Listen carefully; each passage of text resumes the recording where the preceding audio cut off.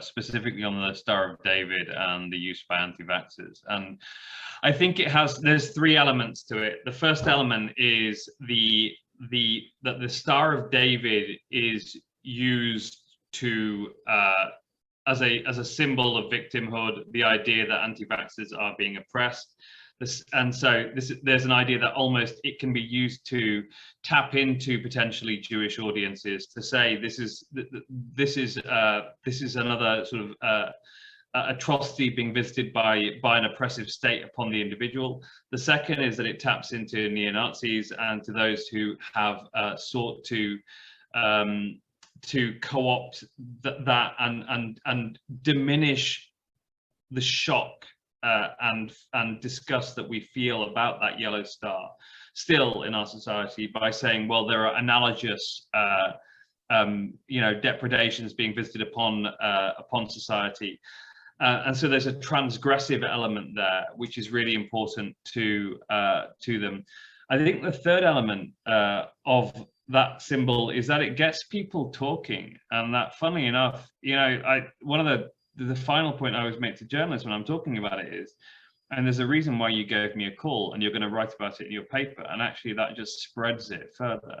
And there is a particularly clever use of controversial imagery by these actors in order to spread their misinformation, because every time we talk about it and write about it, it actually just spreads it further. So there's the trying to attract potentially Jewish audiences, there's trying to attract neo-Nazi audiences, but there's also this, it's just the name of the game. Like, the name of the game is how bonkers can you make your claims, because then people will rebroadcast them everywhere in a similar way to the way that the Sherry Tenpenny in Ohio claimed that her key would stick, that it was making her magnetic, the vaccine, which is clearly bananas, but it's been covered all over the world.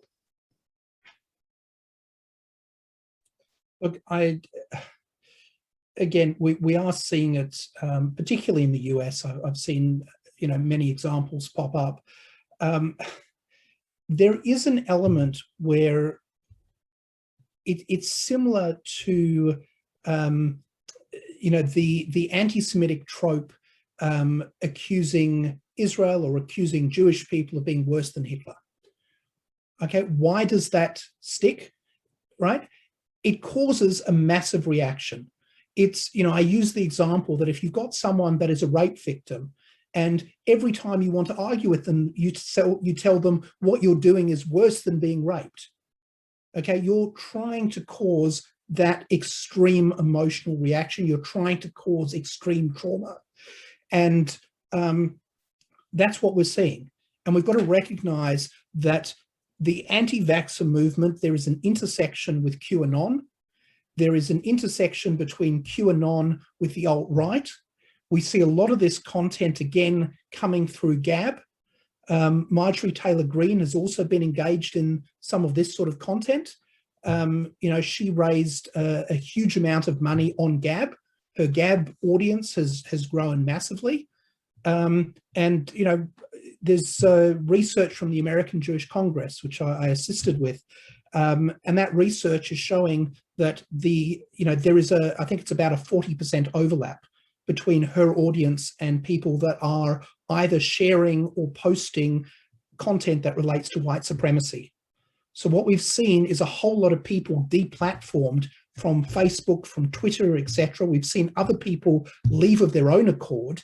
They've moved on to these other platforms which were built and originally grew as a result of white supremacy, as a result of anti-Semitic audiences.